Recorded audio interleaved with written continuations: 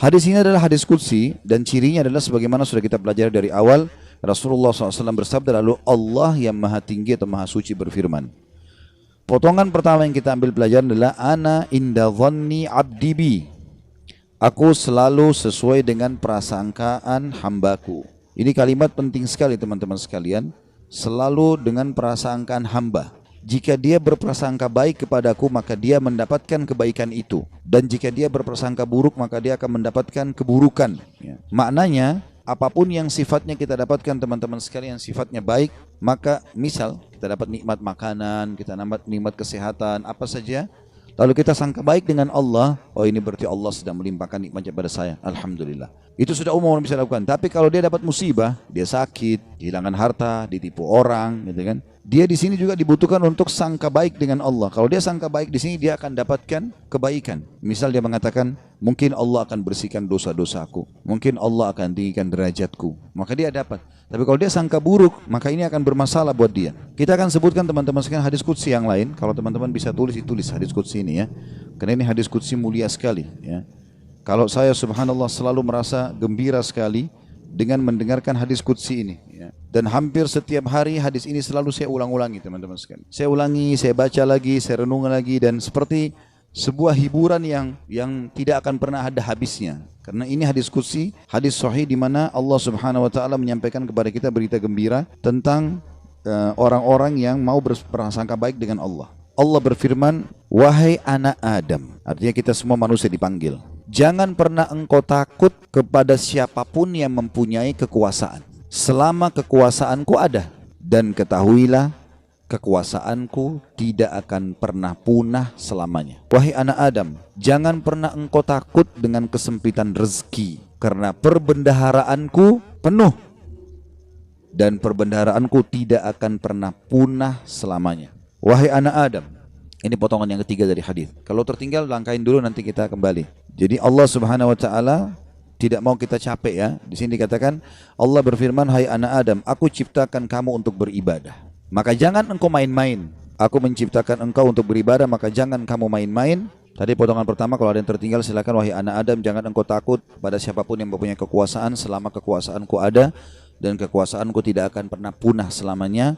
Kemudian potongan kedua, wahai anak Adam, jangan pernah engkau takut dengan kesempitan rezeki, sedangkan perbendaharaanku penuh dan perbendaharaanku tidak akan pernah punah selamanya. Wahai anak Adam, aku ciptakan untuk beribadah, maka janganlah engkau main-main, dan aku tentukan rezekimu, maka tidak perlu kamu capek. Tentu anggota tubuh kita bergerak, hati kita bertawakal ya. Aku ciptakan engkau untuk beribadah, jangan engkau main-main, dan aku tentukan rezekimu, maka tidak perlu engkau capek. Demi kemuliaanku dan keagunganku, demi kemuliaan dan keagungan, jika engkau ridho terhadap pemberianku, maka aku akan tenangkan jiwa dan ragamu. Jika engkau ridho ya, terhadap pemberianku, maka aku akan tenangkan jiwa dan ragamu. Jika engkau tidak ridho dan engkau akan mulia di sisiku, Jika engkau tidak ridho, tadi ya, demi kemuliaanku dan keagunganku, jika engkau ridho dengan pemberianku, maka aku akan membuat jiwa dan ragamu tentram, dan engkau akan mulia di sisiku. Tapi jika engkau tidak menerima pemberianku, maka aku akan membuatmu mengejar dunia. Nanti kita ulangi lagi ya. Dan jika engkau tidak menerima pemberianku, maka aku akan membuatmu mengejar dunia, seperti hewan buas yang sedang mengejar mangsanya di padang pasir. Kemudian tidak akan datang kepadamu kecuali yang sudah aku takdirkan. Jadi kalau kita ridho dengan apa yang Allah berikan, Allah akan buat jiwa kita dan raga kita tenang, lalu kita mulia di sisi Allah. Tapi kalau kita tidak ridho terhadap apa yang Allah berikan, kenapa ya saya begini ekonomi saya, kenapa ya muka saya begini, kenapa ya badan saya begini, kita berkeluh kesah, maka Allah SWT mengatakan, aku akan membuatmu mengejar dunia seperti hewan buas yang sedang mengejar mangsanya di padang pasir. Kemudian tidak datang kepadamu kecuali yang sudah aku tentukan juga. Makanya capek sekali. Jadi orang beriman itu santai saja, dia akan dapat semua apa yang Allah janjikan, tidak perlu capek-capek. Nah, orang yang mengejar dunia berlebihan justru orang karena tidak bisa menerima takdirnya Allah atau tidak ridho dengan pembagiannya Allah. Wahai anak Adam, aku telah menciptakan langit dan bumi, dan aku tidak pernah sulit menciptakan keduanya. Maka apakah kau pikir aku akan sulit untuk mengurus rezekimu? Wahai anak Adam, jangan pernah engkau minta rezeki untuk esok hari, sebagaimana aku tidak pernah meminta kepadamu amal esok hari. Wahai anak Adam, sesungguhnya aku mencintaimu, maka atas hak itulah cintailah aku. Kita ulangi hadisnya. Allah menyebutkan dalam hadis qudsi, wahai anak Adam, jangan pernah engkau takut dengan siapapun yang berkuasa, raja, presiden, siapa saja, selama kekuasaanku ada, dan kekuasaanku tidak akan pernah punah selamanya. Wahai anak Adam, lanjutan yang potongan duanya, jangan pernah takut dengan sempitnya rezeki, sebab perbendaharaanku banyak, penuh, dan perbendaharaanku tidak akan pernah habis selamanya. Yang ketiga, wahai anak Adam, aku telah menciptakan engkau untuk beribadah, maka jangan bermain-main. Dan aku juga sudah menentukan rezekimu, maka tidak perlu engkau capek. Jadi di sini anggota tubuh kita berusaha, hati kita bertawakal. Demi kemuliaanku dan keagunganku, jika engkau ridho terhadap pemberianku, ridho dengan paras wajahnya, tubuhnya, pasangan hidupnya, anaknya, maka aku akan tenangkan jiwa dan ragamu, dan engkau akan mulia di sisiku. Dan jika engkau tidak ridho terhadap pemberianku, maka demi kemuliaanku dan keagunganku, aku akan bebankan kepadamu dunia, atau akan membuatmu mengejar dunia, sehingga engkau berlari-lari mengejarnya seperti hewan buas yang sedang mengejar mangsanya di padang pasir. Kemudian tidak datang kepadamu kecuali yang sudah aku tentukan. Wahai anak Adam, aku telah ciptakan langit dan bumi, dan aku tidak pernah merasa susah dalam mengurus dan menciptakannya. Maka apakah kamu pikir aku akan capek dengan mengurus rezekimu? Wahai anak Adam, jangan pernah engkau minta rezeki esok hari, sebagaimana aku tidak pernah minta kepadamu amal esok hari. Kita tidak perlu sholat untuk besok, untuk lusa, untuk minggu depan, cadangan, tidak perlu. Sholat hari ini. Kita puasa hari ini. Ramadan tahun ini. Itu pun hari yang ada kita hidup, kita puasa. Kalau enggak ada. Gitu kan? Hari ini semuanya. Maka jangan kau minta rezeki besok kepadaku, sebagaimana aku tidak minta kepadamu amal besok. Gitu kan? Lalu kata Allah Subhanahu Wa Taala, penutupan hadisnya, ya, sebagaimana sudah kita sebutkan tadi ya. Wahai anak Adam, aku sangat mencintaimu, maka atas hak itulah cintailah aku. Dan makna cinta artinya mengabdi dan berkorban. Ya ikutilah perintahku. Apa yang aku perintahkan, apa yang aku larang, aku perintahkan kerjakan, larang tinggalkan. Ini subhanallah hadis teman-teman sekalian. Setiap kali saya baca, saya pribadi ya merasa ketenangan jiwa. Udah Allah sudah tentuin semua. Dan ini sesuai juga yang pernah saya sampaikan teman-teman sekalian.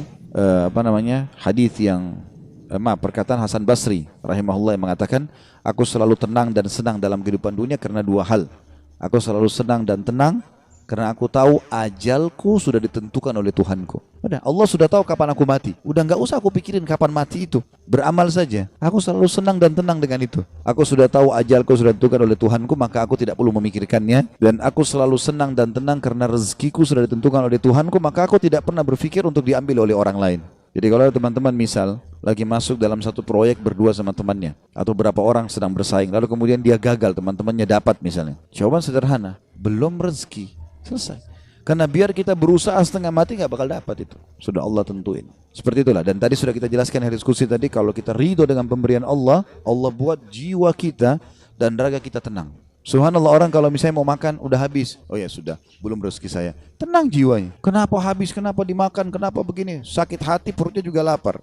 Jadi ini kaidah hidup yang luar biasa yang mestinya kita fahami ya. Di sini makna juga ana inda dhanni abdi bi, saya selalu dengan prasangkaan hambaku. Seberat apapun teman-teman yang sedang kita alami, terimalah berita gembira selama kita beriman, kalau itu pasti kebaikan buat kita. Sampai ada sebuah hadis qudsi yang lain, ya, kata Nabi SAW, Allah berfirman kepada para malaikat, batasilah rezekinya hambaku yang ini, karena kalau kau bukakan dia akan kufur. Dan luaskan rezekinya hambaku yang ini, karena kalau kau bukakan dia tambah bersyukur. Jawabannya sederhana, berarti kalau kita mau teman-teman sekalian rezeki kita terbuka segala macam, royal di jalan Allah, jangan perhitungan. Allah SWT akan buka, karena Allah tahu ini orang kalau dibukain tidak masalah. Qarun kan begitu dulu. Qarun itu yang diceritakan di dalam Al-Quran tentang kaumnya Nabi Musa yang kaya raya. Sampai di Indonesia pun bahasanya harta karun. Ya. Itu kan namanya Qarun, ditimbun sama Allah dengan harta-hartanya. Walaupun ahli sejarah berselisih pendapat di mana tempatnya. Ada yang mengatakan di laut, di Turki, ada yang mengatakan di Jordan, negeri Syam, dan sebagainya. Ala kulli hal, dia ditenggelamkan oleh Allah SWT sampai semua harta tertimbun dikatakan harta karun. Ya. Qarun itu dulu orang soleh, luar biasa ibadahnya sama Allah, sampai terkenal di pengikut Nabi Musa yang paling alim termasuk adalah Qarun. Miskin, rumahnya susah, bajunya kotor, makan tiap hari tinggal tunggu orang kasih. Sering Nabi Musa lewat, kirim salam sama dia, tanya kabarnya, titipin makanan. Salah satu dia bilang, hai Nabi Allah, mintalah kepada Allah agar aku diberikan kekayaan. Susah hidup begini. Nabi Musa alaihissalam berdoa, baiklah, ya Allah bukakanlah rezekinya Qarun. Allah terima, Qarun bertahap, diajarkan oleh Allah Subhanahu Wa Taala. Tiba-tiba Nabi Musa alaihissalam berikan dia sedikit emas, ya, kemudian dia transaksikan, terus dia tertarik dengan emas itu. Dia mulai belajar bagaimana cara mengelolanya emas, sampai pelan-pelan dia punya kios kecil, lama-lama sampai dia punya produksi emas terbesar pada saat itu. Menjadi orang kaya raya. Udah nggak sholat lagi, udah nggak zikir lagi, ya. Udah mulai sombong, jalan di pinggir jalan sampai kereta kencananya semua pakai emas. Kemudian Nabi Musa alaihissalam utus orang-orang untuk ngumpulin zakat mal, dia nggak mau kasih. Lebih parah daripada itu, dia mengajak kaumnya dan membiayai mereka untuk memerangi Musa alaihissalam. Sampai akhirnya Musa alaihissalam berdoa agar Allah tenggelam dengan harta-hartanya semua. Jadi subhanallah, Allah itu memberikan dan Allah menahan, itu Allah tahu tentang kita. Ya ibaratnya seperti misalnya anak kita. Kita tidak bahasakan Allah punya anak. Ta'ala Allah, ya. Allah maha suci dengan maha tinggi masalah itu. Tapi ini Ibnu Qayyim rahimahullah memberikan contoh. Perumpamaan orang yang belum dikasih oleh Tuhannya Allah, perumpamaan seperti seorang anak yang sedang meminta izin dari orang tuanya untuk melakukan satu perbuatan atau berteman dengan seseorang. Misal bapak ibu punya anak mau berjalan sama teman-temannya, kita tahu teman-temannya narkotika, orang merusak. Padahal anak ini tidak ngerti, dia bilang ibu ayah izinkan saya. Kira-kira bapak ibu mau izinkan? Kalau kita pakai akal sehat kan nggak mungkin. Kita tahu anak ini walaupun dia mau, dia senang, dia gembira, dia akan rusak nanti. Kita nggak akan kasih, apapun resikonya. Ibnu Qayyim rahimahullah berikan perumpamaan seperti itu. Ada orang merengek-rengek sama Allah, Allah belum kasih. Allah lebih tahu, gitu kan? Ini hambaku ini kalau saya kasih, dia masalah nanti. Ada orang begitu subhanallah. Mungkin contoh kasus, ada orang anaknya meninggal masih kecil. Baik, mungkin dia merasa sedih. Tapi subhanallah bisa saja mungkin anak itu kalau besar buat masalah buat dia. Kita nggak tahu. Walaupun menurut kita mungkin tidak. Kan itu terjadi di kisahnya Nabi Khidir, ya kan? Dalam surah Al-Kahfi disebutkan, waktu Nabi Musa alaihissalam jalan sama dia, ada anak kecil jalan langsung dibunuh oleh Nabi Khidir. Nabi Musa bilang, kenapa kau bunuh anak kecil? Gak ada dosanya nih. Kata Nabi Khidir, kan saya sudah bilang, syaratnya kau belajar sama saya, jangan tanya sampai saya jelasin. Tapi yang jelas, Nabi Musa bertanya waktu itu, ringkas cerita, nanti akhirnya Nabi Khidir ceritain. Gitu kan? Nabi dia bilang, anak itu sudah ada berita dari Allah. Kalau anak ini kalau besar dia akan durhaka sama orang tuanya. Sementara orang tuanya ini adalah orang soleh, orang baik. Si ayah sama ibu ini orang baik. Maka Allah menyuruh aku membunuhnya. Aku pertama utusan Allah. Kalau aku bunuh aku tidak berdosa, ya. Itu anak ini meninggal belum balik, berarti dia juga masuk surga. Orang tuanya digantikan oleh Allah anak yang soleh. Hamil lagi ibunya setelah itu, kemudian melahirkan anak yang soleh. Kita tidak tahu rahasia Allah. Maka berprasangka dengan Allah baik ini penting. Apapun sifatnya teman-teman, apapun sifatnya. Saya ketemu dengan seorang pengusaha di Surabaya, habis tablik akbar tuh hari. Datang kepada saya, Ustaz, di antara teman-teman saya orang yang bisa dikatakan di antara mereka kelasnya yang paling alim lah saya. Artinya di antara ibadah segala macam teman saya masih ada yang lalai sholat. Saya alhamdulillah azan ke masjid, urus ibadah lah gitu kan. Masuk ke satu proyek semua dapat kecuali saya, Ustaz. Bagaimana memahami? Hati saya masih pegel nih gitu. Saya jawab, itu belum rezeki antum. Dan bisa bahaya, mungkin saya kalau antum masuk malah jadi masalah. Bersangka baik sama Allah. Sudah, orang mukmin itu seperti kalau jalan ke satu tempat, antum lagi jalan ke dalam gang, ketemu sebuah jalan yang buntu. Apa yang harus dilakukan? Enggak usah mikirin kenapa ini buntu. Belok kiri atau kanan, cari jalan keluar, itu solusinya. Kan gitu. Kalau mentok selesai, langsung cari jalan keluar gitu ya. Sampai dalam masalah ibadah, kita bangun telat nih subuh. Udah enggak usah pikirin kenapa saya telat dulu. Wudu dulu, sholat dulu. Baru nanti hilangkan sebab-sebabnya. Besok jangan terulang gitu kan. Kalau enggak akan terbuang waktu, akan hilang kesempatan-kesempatan. Dalam kaidah agama dikatakan, apa yang tidak bisa dijangkau semuanya, jangan hilang sebagiannya. Kalau kita nggak sempat sholat sunnahnya, minimal wajibnya jangan sampai kehilangan. Kita masuk ke masjid, banyak orang begitu. Kadang-kadang dia masuk masjid, sholat duhur misalnya, kayak kita sebentar mau duhur ya. Dia sholat misalnya, dia masuk masjid, dia lihat imam ini sudah bangun dari ruku, sami Allah liman hamidah. Nunggu kenapa dia mau tahu ini rakaat terakhir atau bukan? Kalau rakaat terakhir sudah ditunggu aja sampai salam, baru dia sholat sendiri. Keliru ini akhi. Tetap lebih utama sholat pertama. Kata para ulama, walaupun tahiyat terakhir di jamaah pertama lebih afdal daripada jamaah kedua walaupun dia di saf pertama. Walaupun itu sudah terakhir. Takbir duduk tahiyat sama mereka. Berapa banyak orang yang tidak paham masalah ini. Yang tidak bisa didapat semuanya, jangan kehilangan sebagiannya. Itu kaidah. Harusnya begitu. Apa saja teman-teman sekalian. Subhanallah, saya pernah punya teman orang Senegal dari Afrika dulu waktu masih di Madinah. Teman saya di sebelah duduk di sebelah saya. Dia mungkin telat masuk kuliah 3 bulan gara-gara pengurusan visanya berangkat gitu. Tapi subhanallah cum laude anak itu. Dia datang duduk di sebelah saya. Mulai masuk hari itu, saya kan nulis juga apa yang dosen bilang. Saya ikutin apa yang dosen bilang, saya tulisin. Anak ini begitu masuk sudah 3 bulan. Udah banyak lembaran pelajaran. yang ketinggalan. Mungkin ada 40-50 lembar tulisan yang sudah ketinggalan.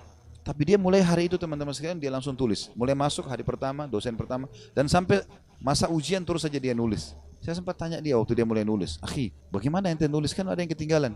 Dia bilang, "Gak apa-apa, saya tulis sekarang, nanti itu nyusul. Sekarang ini dulu saya tulis." Dan betul, ternyata setelah mendekat ujian, yang dia tulis berisi kurang lebih 70%, yang tertinggal 30%. 30% itu disusul sama dia, diambil tulisan teman-teman yang sudah ada baru disusulin.